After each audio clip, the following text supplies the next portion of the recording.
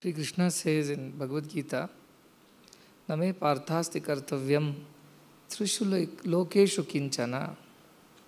I don't have any work whatsoever in all the three worlds. Nanavaptam avaptavyam varta eva cha karmani. I don't have anything that I need to attain, and there is nothing that I have not attained. Yet I go on doing work for the sake of it. Because in the society, yajada charati shrestha, as the noble ones conduct themselves, tada deve tarojana, the other ones follow them. Sayat pramanam kurute, the kind of example they set for the others, lokas tadanu vartate, the rest of the mankind, all the people follow that. So it's only for the sake of setting an example for the rest of the mankind, to show them a way, to guide them on this path, to teach them the higher truths, and thereby to help them redeem themselves, that the divine personalities, the gurus, the masters, engage in action. Otherwise, there is no need, no compulsion, no duty, no binding whatsoever, because they have nothing inside, they have no ego, they have no desire. I was explaining to the children in the morning how that particular person is. Shrotriyo, he knows the essence of all the Shrutis, all the Vedas. Avirajo, he has no sins whatsoever. Akamahato, he has no desires whatsoever. Yo Brahmavittama, he is the knower of the Brahman. So once you know that there is nothing more to be known, that particular, and very beautifully Shankara explains how is his nature. He says he is like the fire that has consumed all its fuel. Nirindhana, like the fire, the nirindhana, all the fuel has been consumed. It means whatever needed to be known, achieved, whatever had to be done, all that has already been done by that person. There is no more desires, there is no more aspirations, nothing left. So nirindhana ivanala, like that fire which has finished all its fuel and it need not burn anymore. That is the nature of those persons. Ahetuka daya sindhoho. Though they are the compassionate ones without any reason whatsoever. Ahetuka, ocean of compassion, daya sindhoho, bandhuho. Those who come to them and do namaskar, they become bandhu satam. All those people's bandhu they become kind to them, they help them. That is the nature of the guru. That is the nature of the divine being who comes not for his own sake. He comes for the sake of others. Shanta, Mahanta, Nivasanti Santo, Vasantavat, Lokahita Charanta. They come as the spring season that comes to bring joy, beauty, happiness to the nature. They have already crossed over. Tirna Swayam, they have already crossed over this huge ocean of samsara. Bhima is huge and massive. What? Bhava, this Bhavasagara. And what they are here to? Janana Hetu, for the sake of people. They have crossed over Bhima, Bhava, Arnavam. Janana Hetu, na anyapi. Not for anything else. Tarayantaha. They come and rescue them. They come and take them and help them cross over to the other side. Only for the sake of others. They don't have anything of their own. They don't have any agenda. They don't have any desire. They don't have any mission. They don't have anything of their own. It's only for the sake of giving an opportunity for others also to cross over and redeem themselves.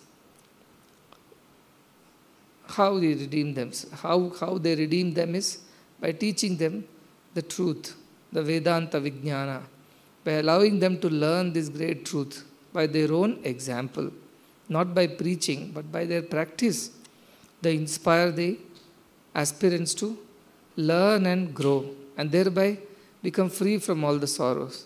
Because those who meditate on the essence of the Vedanta, Artha Vicharena, all those thoughts of Vedanta, those who Vichara they do, Jayate Jnanam Uttamam. From that is born the highest of the knowledge. And what kind of knowledge? It destroys all the sorrow. Dukkhanashana. All the dukkhanasha happens. There is no more sorrow left. It means what? You don't go to the adholokas. You don't go down further. You only urdhva. Ata urdhvam na sanshaya.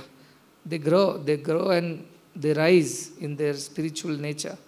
That is the nature of these gurus. They have crossed over, but they come back to take others also, so that those don't suffer in the world, the samsara of the world. Namaste. He says, Swami, namaste. Nataloka bandhu.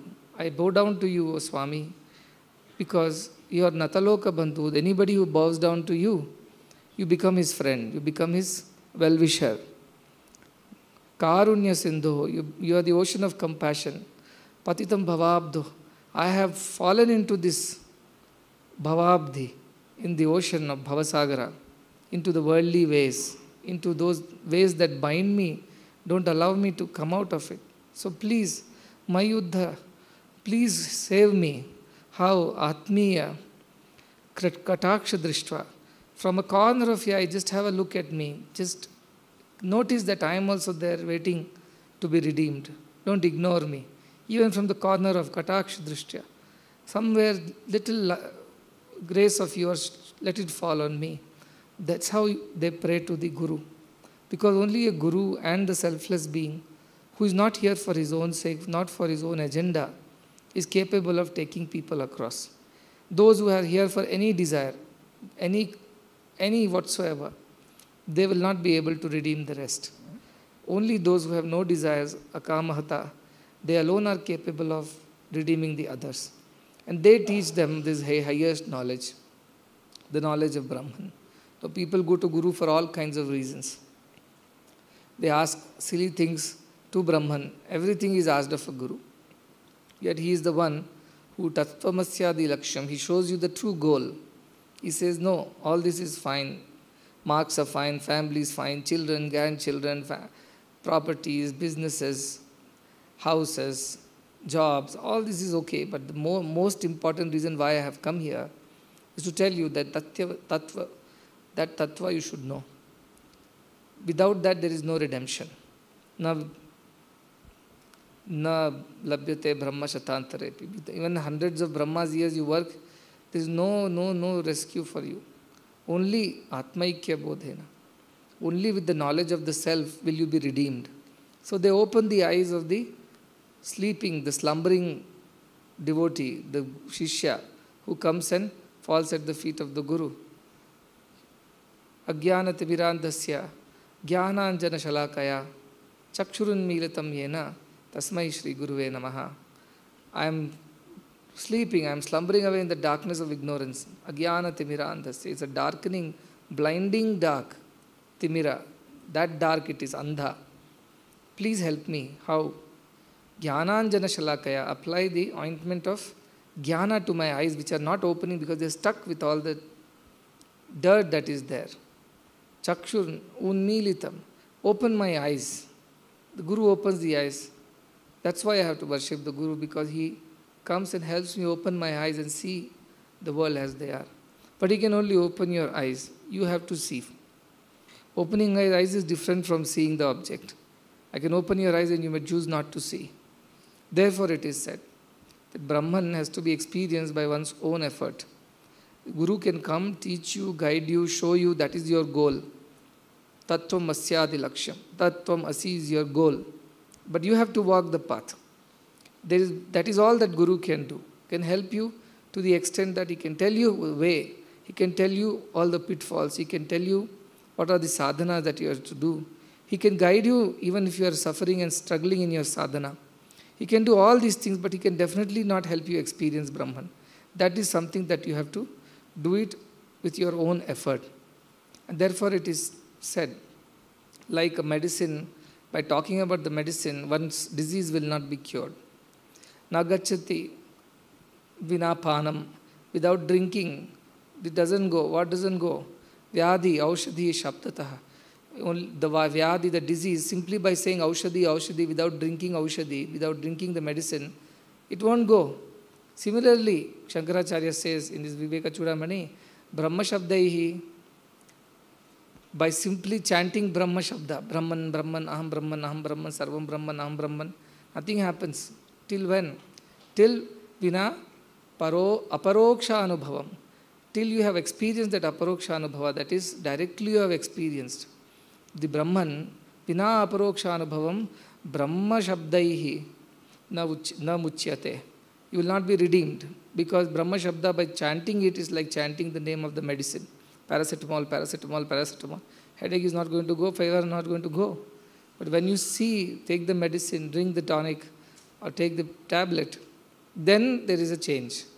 So considering Brahman as the mantra is fine. But most important of this is that Brahman should reveal, and you should experience that Brahman. It's only then everything is over. Otherwise, any number of times you chant Brahman is not going to take you anywhere. It's a waste of time. So the sincerity, the Shraddha that is required. What is the Shraddha is also explained in Adi Shankaracharya's Viveka Chudamani. Shastra Vakya, Gurur Vakya. In the Shastra, in the word of the Guru, Satya, you have to have faith. What kind of faith? Satya Bhava, Avadharaya. That Satya Buddhi should be there. If Satya Buddhi is not there, you don't fully trust, then you're not going to achieve it. Satya Buddhi Avadharanam, that is very, very, very important. And that is what is called Shraddhaya Kathate. That is what Shraddhaya. Shraddha means to completely believe that yes, by chanting this Brahman and by being extremely sincere, extremely honest, extremely yearning, pining for that knowledge and the revelation has to come. There is no other way.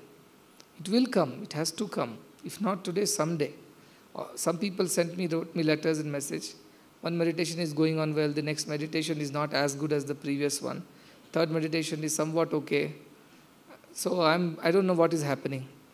It's just that your mind is still not stabilized. You have not done enough of this pranayama pratyahara still.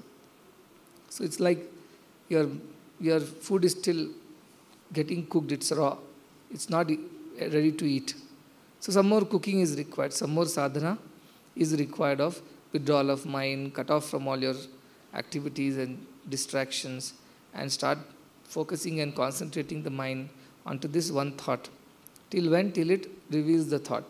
Like all the rays of the sun, then they are channeled through a lens, they become one-pointed. And when they fall, they can burn a dry leaf. Likewise, all the thoughts, when they merge in one thought, and continuously we keep on stretching, keep on remembering that thought, while waking, while asleep, moving, sitting, like in the back side of our head, it goes on and on, Aham Brahma, Sarva Brahma, Aham Brahman, Sarva Brahma, or whichever mantra you have taken. That mantra should go on and on and on without stopping. Like your breath, it should go on. And a part of you should be doing that japa. Because only by japa, artha bhava, the bhava of that or the meaning of that comes. Otherwise, it does not come. By continuous japa. So you have to do japa continuously. Not for 20 minutes, 30 minutes. Those times are over. Now this japa should go on continuously as you're walking, talking. In your mind, this thought is going on happening. Because only then it will reveal itself. So Guru's work is there. Guru can guide. Guru can take this far. He can work very hard, though he has no such obligations, no duty. Yet, experience is not in Guru's hand. Experience is to be earned with your own merits. And you have to go on chanting, go on chanting. And then, out of his compassion, he's a Karunya Sindhu. He will help you. If you fall, he'll come and pick you up. If you deviate, he will tell you that you are deviating. If you are struggling, he will motivate you, encourage you to go on.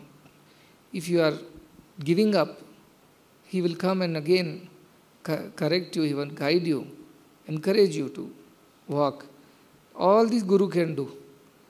Ultimately, the merger is only in your hand. That is why that state where all the other desires and thoughts have become zero, there is only one thought, single pointed thought. And that thought is all your life. Nothing else.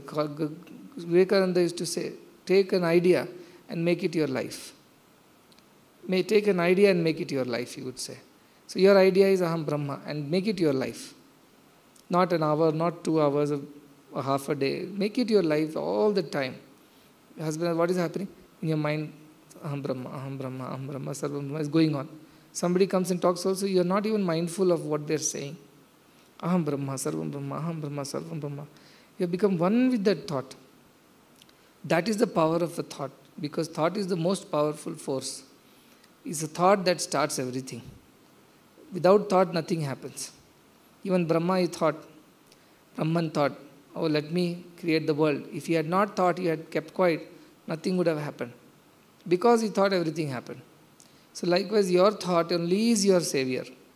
By continuously thinking about it, it will reveal its own self. There is nothing we can do about it. Some people are getting worried whether week will get over and they won't get revelation. I said, it doesn't matter. This is not for this week alone. This is for a life, whole life. It is not just for the week alone. Can you say that after this week, even if you had experience, will you stop chanting? Will you stop worrying about this thought? That cannot be the way. Even if this week gets over, you got an experience or didn't get an experience, that is secondary. Anashritaha, karma phala. That is sannyasa. You should not depend on the karma phala. But still use karyam karoti. Keep doing whatever work you have got to do. But don't be dependent on the result. You do, doing is in your hand. Revealing is in the hands of Brahman. You can't arm twist him. Therefore, don't get restless. There is no time that this week is getting over and what is it? I have not yet experienced anything. Maybe 20 minutes yesterday or someday it was good, next day it was not good. These are mad thoughts. These are also impediments in our progress.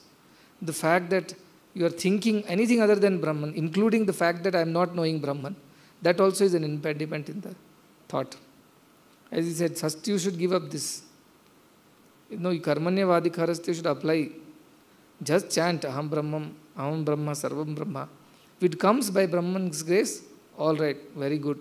If it doesn't come also, does not matter. I am not ready for it. I have to keep on boiling the rice till it cooks. So keep boiling. Don't stop. So what if it didn't cook in 10 minutes, maybe it needs another 20 minutes. If rice is of a harder variety, whatever it is. It takes time. So keep cooking till it becomes soft and edible. You cannot stop cooking. So everybody is different. Munde, matir bhinna. Everybody's mati is different. Everybody's inclination, the gunas are different. Their prarabdhas are different. You can't compare with each other and don't bother also. And I don't want anybody to exchange any notes about their meditation with anybody. You should not go and discuss today this happened, that happened. It's not right. It is your very, very personal thing. It is you and yourself. There is nothing more. You don't have to discuss with your father, mother, parents, nobody. It's just your own thing. So keep it that kind of a thing. And don't discuss and don't compare and don't worry also. It's not come. Will this window get over after that? Will I get or not? No. So those are also thoughts which are obstructing you from attaining that. And Brahman is like that. The more you develop a desire, the more it will delude you. When you don't desire for it, you just say, I am just doing this because that is all is in my hand. I keep reminding myself who I am. And then if Brahman gets pleased with you, he will reveal. Brahman will reveal itself to you. So don't get too unduly restless. That becomes an impediment in this thing. Those are different, your tapasyas. What tapasyas Vishwamitras did to attain powers or Ravana did to attain vidyas, those are different. They were karma kandas. Those tapasyas are also basically for a lower desire, lower result. But if I do this for so many hours, I may get something that I want. I want to become Chiranjeevi, I want to become powerful, Jnani. All kinds of things they have prayed for. We are not praying for anything from Brahman. Only praying to Brahman that if you feel I am worthy, if you think I am deserving, please do reveal yourself to me. Please redeem me from this Bhavasagara. Beyond that, we are not bothering. So therefore, don't go too much, don't get pressurized. It's not an exam that you have to pass by the end of this week. It's not true. That I have kept some targets and dates because that will bring some kind of a focused, serious effort. Otherwise, this is a lifelong practice. You should keep doing. Even if you experience it, you should keep doing nevertheless. That should be the main focus of your life here onwards. Everything else should fit into this scheme. And so then when your mind is busy thinking Brahman, Brahman, where is the time for mind to deal with anything else in the world? Okay, some work comes, you will go about, do it and come back again quickly so that you can continue from where you left. But all the time this should go on. Don't pressurize yourself unnecessarily. But for this time, keep as much manam as possible externally and internally. Cut off unwanted talks, connections, and meeting people, discussing anything. Just don't do any of those things. It's not necessary. And your food and your sleep patterns, control them. Don't be too tamasic. Food also, even if it's very tasty food, don't keep eating without limits. Your stomach should be 1/4 empty by the time you get up. It should not be full. If it's full stomach, you're getting up so much so that you can't even breathe, then you have done a bad job of eating. You keep space, a little air in your stomach. It's important. And then you get up. And especially night food should be controlled. Because morning is the best time to do meditation. And that time, if stomach is not steady, it will not allow you to meditate. It will bring sleep, it will bring lethargy, jadya, nidra. That's what they say. Inertia and sleep. These are the two enemies of swaswarupa sthiti. Jadyata means inertia, laziness, and nidra, sleep, which is tamasic in nature. Both are obstacles in your that experience of that swasthiti, the true sthiti. So these are little sacrifices you have to make for a higher gain. No pain, no gain. You want everything and also have Brahman with you, not possible. Some space you have to make for Brahman. Otherwise, where will you fit? So like that, you have to vacate some of those unwanted habits. And this is not just a week-long process, it is a lifelong process. And even after this, you should continue, not stop. If you stop, then everything is lost again. Just continue. Every day, every moment, this japa should go on, not stop. Whether you experience, you don't experience, you half experience, full experience, doesn't matter. Keep on chanting. And this will become your part of your life. That is what your life will become. See, this is what Indian culture. Today I was discussing with somebody. And he said, why are we teaching so many other things to our students? Such beautiful scriptures. I told, finally I have woken up that our scriptures are so rich and so beautiful. Leaving that, we have learned everything. See, that is our, what you call, that is our misfortune. Those days are over when other invaders came and destroyed temples and burned the books and killed the sages. Those days are over. Now we are only, it's Haragiri. We are only killing ourselves. Why? We don't want to teach this thing to our children. Start with Baba, black sheep. Have you any wool? Everybody is happy. All neighbors will clap, teacher will clap. Now this another foolish trend has started. All the parents clicking pictures and posting it everywhere on social media. Sing songs, dances of the children and drawings of the children. I feel so horrible. This is what they are encouraging. What does a child know? Whatever we tell and encourage, he will think that is what is important. All these kinds of things everywhere. Then I wonder, such a rich cultural, spiritual heritage of India. The next generation has no air of it, no thought of it, no idea of it. And look at our curriculum and syllabus. All the time teaching the laws of physics, laws of chemistry, laws of biology, and this kind of Shakespearean literature. I'm not against anything. Maybe they are necessary to fulfill your belly, but that's not going to take you across. Nahi nahi rakshati. Dukrun karne. You know all the grammar, it won't save you at the end of it. Because Yama will not be impressed by all your pandityam. He will ask the right question. Have you attained Brahma Vidya? No. Then you are pushed to the lower lokas. Otherwise, come, I'll send you to the higher lokas. So it's totally in our hand. What our mati, that is what will be our gati. That is why I'm so keen. One university should have this Vedanta studies. Our children should know most of the important scriptures. The 10 Upanishads, their essence. You must remember also, because they can teach others. They must have some of those important Brahma Sutras they should be aware of. Bhagavad Gita they should be aware of. I'm not saying too much of Puranas and these things, because they are a different genre. They are different.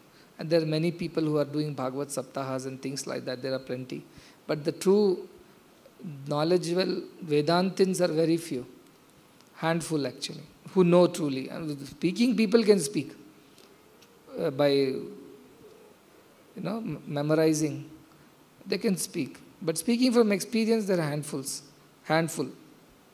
So the really need, that need which is right now is for our institutions, our university, our ashrams to produce those true Brahmadhyanis who know by their experience, by aparoksha anubhava, not by Brahma Shabdai, by making sound Brahma, Brahma, Brahma, no. By aparoksha anubhava they know that this is how it is. And that kind of experiential understanding is what is required. So we must put efforts. Our elders and all the people should take note of this. I am losing patience by the day. I feel that we are not progressing. How many years are over, how many days are passing, yet we are not progressing on this path. You can imagine whatever you are saying, Vidyaranya's plight. He has to go and ensure that this happens. The spiritual heritage is protected. Today we don't have enemies from outside. Our own foolishness is our enemy. We don't value this. We think this is useless. Everything else is very, very useful. You want to go study this, study that. Nothing will save us at the end. Nobody will be happy doing all this. They may get some money for time being, some pleasures they can buy. They can be known here and there, popular, and maybe yield some power, whatever comes with that authority and position. But it won't take you further. It's only so much. But these knowledge to our children, to our students, to our devotees, will help not only them, but later they become jnani, they will help others to cross over. Tarayanta, they will help others. Having crossed themselves, swayam tirna, bhima bhavarnava, janana hetum na anyapi tarayanta. For the sake of others, they will start doing. So the more people, the better it is, because more and more people will learn about it. So we have to do something very, very seriously about this huge problem that is staring at our face.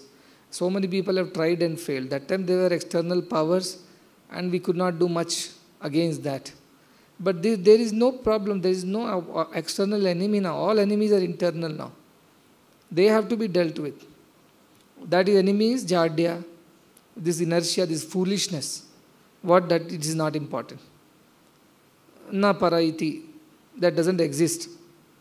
Na asti, that kind of foolishness. This atheistic thinking, this young generation which only thinks that they live only once. So enjoy as much as you can. These materialistic ideas that only those who have the wealth are respected and others are to be looked down upon. This idea that only the secular knowledge and only the knowledge of the subjects will finally take care of you in your life. These all ideas have to be shunned. They should be only given so much importance as it deserves. Beyond that, they should not be given importance. They should be kept under limits. This is important. This is more important. That is less important. So this should take the larger, if not larger, half of our energy and time in a day should be spent on this idea. You read more scriptures, nobody is stopping you. So much of knowledge is accessible to everybody. It's not that I want you to read and, because that doesn't really help.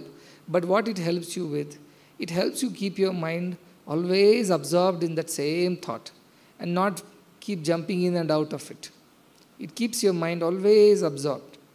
You read Kathopanishad, once you are done with Kathopanishad, you read a few times, all right, then you pick up another Upanishad, the Bhagavad Gita, a chapter here and there, or some beautiful things. Viveka Chudamani is such a beautiful, see what beauty in that scripture.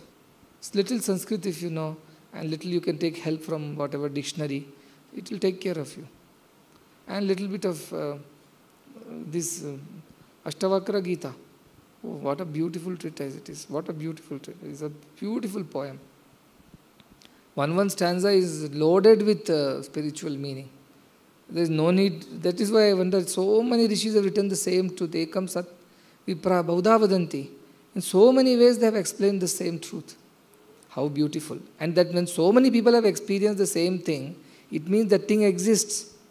You cannot be wrong because so many people over so many generations, hundreds and thousands of rishis across tens and thousands of years have said the same thing. So how can it be wrong? We should worry about our scientists who tell 400 years ago the earth was flat for them. 400 years later, earth is round. Tomorrow they may come up with something new. And then you don't know, because everything is changing. Today quantum mechanics is changing. It tells, I don't know exactly what we know. That is what the situation is right now. How big is the galaxy? We know your universe is only so, no, it can be more. They don't know. Till yesterday a planet was a part of the solar system, today it's not. We don't know what they know. Science is still exploring, not to be shunned and thrown away. But this is the knowledge for tens of thousands of years is valid. It's not changed. Nobody came and said that Aham Brahma or Aham Brahmasmi is wrong. They would have explained that Brahma is also in Vishnu, is also in Shiva, is also in Shakti, is also in Karma Kandas. They have explained, but the original knowledge has not changed. So for tens of thousands of years it has not changed, and of lakhs of Gyanis this has been the experience. Then which knowledge is permanent is what we have to ask ourselves. This is what is permanent. So how can we not pay attention to such an important permanent knowledge? So this is why it is important. And all our elders and everybody should make a very serious note of it. And I'm very clear, we are not going to waste our time teaching the same ABCD all the time. Teach them to the extent it's required. And it does mark, 10 marks, 20 marks, they'll get less, all right. Let them lose the 10, 15, 20% marks if they have to lose. But let them gain this knowledge, because this will take care of them for the rest of their lives. This madness of marks and report cards and competitive exams should go. If you are good enough, if you know Brahman, you are so sharp, your focus, imagine your focus, now you would have yourself understood. Hardly 2-3 weeks of practice, your mind is far sharp than what it was. Like you have sharpened the knife, by practicing. That sharp mind can do anything. You think Adi Shankaracharya would have cracked every IIT JEE exam in no time, this Adi Shankara. Look at his brilliance. Everything he knew.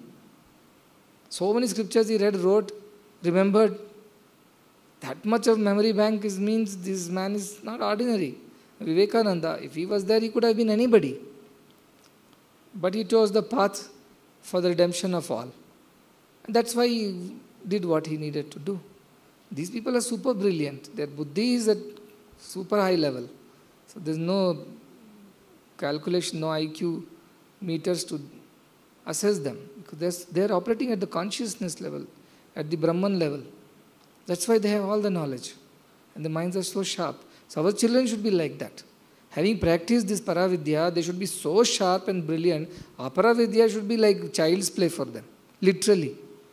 One concept should go inside like this in one reading. Because their minds are so pure and focused. Concepts just go in like that. So the Paravidya knowledge will only help you do better in Aparavidya. So when you have good Paravidya, why you need to spend a whole day on another Aparavidya? Half a day you can understand all the subjects. Why? Because you are so sharp. So why should you spend? Vivekananda said, the only thing that difference between ordinary and extraordinary people is their degree of concentration. Ordinary people, concentration is very low. So they take too much time to do the same thing. Too much time to understand the same thing. Whereas this extraordinary people have very high concentration. And what is concentration? This is only dhyana, dharana. Dharana is only thought. Dhyana is the actual concentration. So if you have a good dhyana which you have practiced because of Paravidya, it will be useful. Same knife. It will be useful. And Aparavidya, you don't have to spend whole day reading the same books. Half a day you can finish and walk out of the class. And then you spend the rest of the day reading Paravidya and enjoying the knowledge. Or simply sit down in meditation and absorb yourselves in that Atman and then be happy. So much opportunity. And this year onwards, this change has to come. Now, those who don't like this change, as I said, I am only interested in those who are interested in spirituality. If they have any problems with this, then they have to find another way. Because this place and all the institutions that are associated with this place, from the high school till the university, and anything else that we start any point of time, has to be very, very focused. Has to be very, very focused that this is the knowledge. I have seen a lot of institutions, I don't want to name them, they all have been started with the same interest, same vision of those great visionary founders. But within few years, the foolishness of the followers has been such that they all have degraded. They have all been destroyed. And today all those wonderful institutions are only teaching the same Aparavidya. If that is what was to be taught here, then why should we start? Plenty of schools are providing that. So while we provide Aparavidya to students, the lower, or the material education, secular education, and it should be equal in at least equal. Paravidya should be equal effort, if not more. At least begin with equal. Till we reach a stage where this becomes the most important, that remains as only so much as it is needed. I don't see why we should not do it. And what stops us from doing that? Are we begging a rupee from anybody as a fee? Are we forcing anybody to join our institutions? Are we not? Are we bound by any obligation to anyone? We are not. This is what it is. If you like it, take it. Don't like it, leave. That's clear in my head. That's why I told you, when Gurukulam is starting, this is very, very focused approach. After this lockdown, everything changes. They're saying we are going to be having a new world, post-lockdown world they're calling. Yes, let it be. Let ours also be a post-lockdown world. We're very clear. If you think this is not the one what you want to teach your children, all I can say that your children would have had very bad karmas to have been born to such foolish parents who don't understand the value of things as they are. So poor fellows, from karma they are born in the family, they'll suffer through that. But those who understand and take advantage, they will stand to gain a lot in the times to come. And let me tell you, 25 years, 30 years from now, engineers will not be in so much of demand. Doctors will not be in so much of demand. All other professions will not be so much of demand. Vedantis will be in big demand everywhere in the world. You wait and watch. 20 to 25 years from now, Vedantins will be in huge demand. Everybody wants to learn Vedanta. They would like them to translate into their languages, teach them in their methodology. Vedanta will become the biggest subject to be taught around the world. Sanskrit will become the biggest spoken and conversed language in the world. Read and spoken, not English. It will pass with time. Some of us will be there to watch this era, but some of them not. As he said, these little kids will watch these new times. Sanskrit will become the official language of so many states and countries. They will use this as their most important language for all communications. People will write, read, listen, understand things in Sanskrit. Even your technical knowledge will start getting published in Sanskrit. Your Vedanta will become the highest read subject in the world. The biggest demand will be for the people who know Vedanta. Then people will understand good teacher from bad teacher. The one who reads and repeats versus the one who knows and talks. They will know the difference. So at that point in time, even from you think what will happen to my job and salary, don't even worry. Because the knowers of Vedanta will be in such demand. Of course, it won't matter to them whether they get money or not for it. But then their needs will be taken care of. Because Brahman will take care. Brahman has decided. He has made his decision.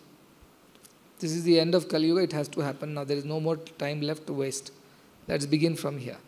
And therefore, it will come to such a state. Within a matter of 2 decades, you will see the huge changes. And all this idea of Vedanta will become household subject. People will discuss this at homes.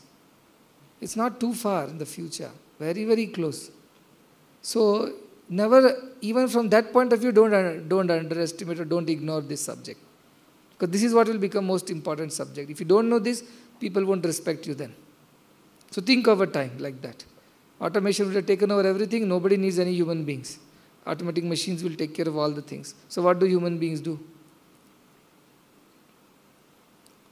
All will learn Vedanta. Because they'll find peace and joy and happiness in this only and nothing else. And that time also will come. That's why every student, every teacher, every devotee at least should begin here from here. And our institutions should stand for this and this alone. Yes, some people may ridicule, some people may even speak things against our ways. Let them speak, because they don't understand. So we don't worry. We have to just keep focused, and what this idea of Vedanta should go on, we should go on propagating. Every student, every teacher should be trained in this. So that should be our focus. And because how long will I speak and how long will he speak and how long will go on with these sessions, we don't know. But here onwards, this knowledge should get transferred to the next generation, and that generation should take this up and spread it to the whole of the world. That's the only way world will change. Nothing else will change the world. Nothing else will change the world. See, that is the life of a person devoted to spirituality. He will be taken care of wherever the person is. Why? Because that Brahman is watching over. He is protecting such a person. He doesn't need anybody else's protection and sustenance and anybody else's care. Brahman is watch over him directly. Because he wants such a person to live and do what needs to be done. So his refuge is Brahman. He will take care of that person. That person will not go hungry. That person will not starve. That person will not beg. Because Brahman is watching over. Things will come to him as he sits. That is why you have to become akamhata. You don't have any desire of your own. Remain desireless because Brahman is looking after. Like the little baby which sleeps in the cradle without any care of the world. Why? Because it knows mother is watching over. It will bring food. Mother will bring food at the right time. Give me a bath at the right time. Play with me at the right time. Take me on a walk at the right time. It knows. It's carefree. Sleeping happily. That is the nature of a jnani. Carefree. Swachhanda. Free of all care. Why? Because Brahman is watching over. So that should be the confidence we should have. With that confidence, we must go on doing this sadhana steadily. And doesn't matter it comes tomorrow, day after, at least you have improved from what you were. And then if you go on doing, someday everything will happen. Everything at the right time. Kalena Atmani. At the right time, Atmani Vindati. It will come to you. Till then, don't struggle and don't pressurize yourself unnecessarily. It is not a competition who reaches Brahman first. That is not a competition. And even if you come to know Brahman, nothing will happen. No halo will form around you. Nobody can make out that you have Brahman unless you put a sticker, I am a Brahma Jnani. Please respect me. Yesterday I had a revelation of Brahman. Then that's the only way otherwise nobody will know you have become a Brahma Jnani also, because you just go about doing what you have got to do. So don't even care for all those things. No prizes for it. Nothing for it. You just, that experience is your prize. Okay, so don't struggle beyond what is required unnecessarily. But keep doing, because that is what is joy. That is what is Sat, Chit, Ananda. That is what it is. Other than everything is not. But we are running behind everything which is not. Like the baby trying to catch its own image in the reflection of the mirror. Go on scratching the mirror. And it's confused why this other baby is not coming out and talking. It's confused. And we grown up look at this and laugh at its, not foolishness, but at least innocence. But then Brahman will look at us, what he laughs at ignorance, not at innocence. Trying to catch hold of things that don't exist. Brahman will, like a father and like a mother, look down upon us. What is this fellow up to? When will he learn? How many births have passed? Still trying to get the image out of the mirror. That should not be our way. I was telling, we are born an animal, we live a human, but we should die a god. That is how we should think of our life. At the end, before the end of this life, we should have realized ourselves. And so that there is no more beginnings and ends for us. So to that extent, it should be done. And don't now, he has created curiosity about these lokas. And don't worry about these lokas and all too much. That is what confused half the rishis. They started desiring for heavens. So don't worry about these lokas below, above. If you keep doing what you have got to do, whichever is right for you, that Brahman, that ultimate supreme consciousness will take care. Whatever is right for you, it will take care. With that surrender, you live.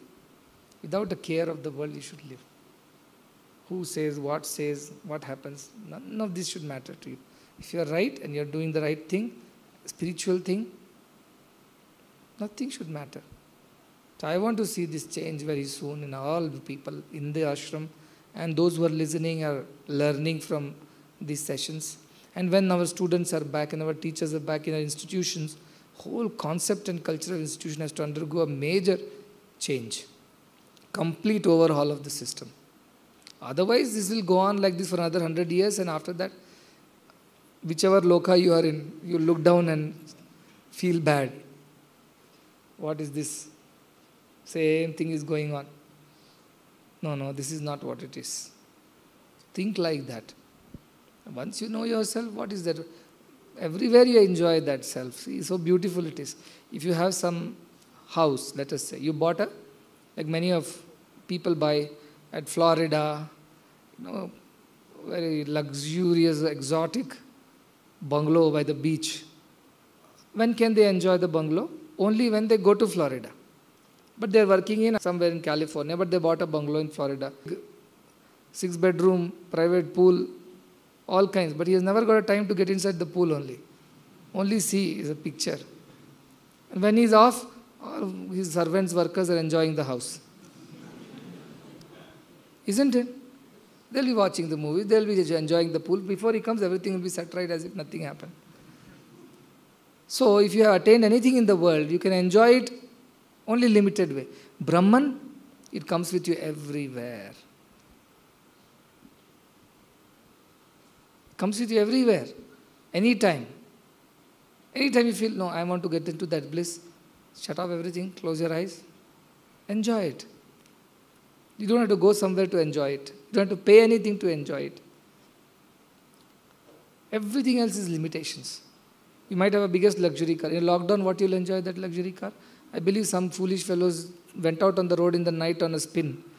Their cars were all seized by the police. What's the use of all the car? You cannot even take it out in times like these. What is the point? So none of these that you achieve in the world are enjoyable at all times. They have limited use, limited times, limited use. Yatra yatra manoyati tatta tatta samadhaya. Wherever your mind goes, you are experiencing samadhi only. Why? Deha abhimanam galite. Your body consciousness, the ahankara feeling is gone. Deha abhimanam galite. Vijñate para atmani. You have understood that paratma. So yatra yatra manoyati. Wherever the mind goes, tatra tatra samadhaya. All the time you are in samadhi state. In the office, at home, in the canteen, if you are in Goshala, or playing in the ground, all the time you are in that state. So you can enjoy it all the time. All the other luxuries you cannot enjoy all the time. This is one thing that you can enjoy all the time, without paying a rupee, without worrying about lockdowns and lockups, nothing. Everywhere you can enjoy. What an opportunity. And doesn't cost you a rupee. Doesn't cost you anything actually. You have to build some body and all, you have to struggle for some hours every day. Brahman says, don't worry, just sit down in one place calmly. No effort, actually effortless. Somebody said, no, Swami is very difficult. I told this thinking itself is your problem. It is difficult, you think it's difficult, it will become difficult for you. You think it's easy, it is my nature. This is my true identity. It will become easy. So don't give too much of thought to it, whether it's coming, not coming, it's difficult, easy. Just do as it comes. Keep following what has been said. Become more and more intense and focused. It will take care of itself. That Brahman will take care. With that faith, you should continue working towards it, and without keeping any other thought in your head. That's all I expect. That's all should be your way. Okay?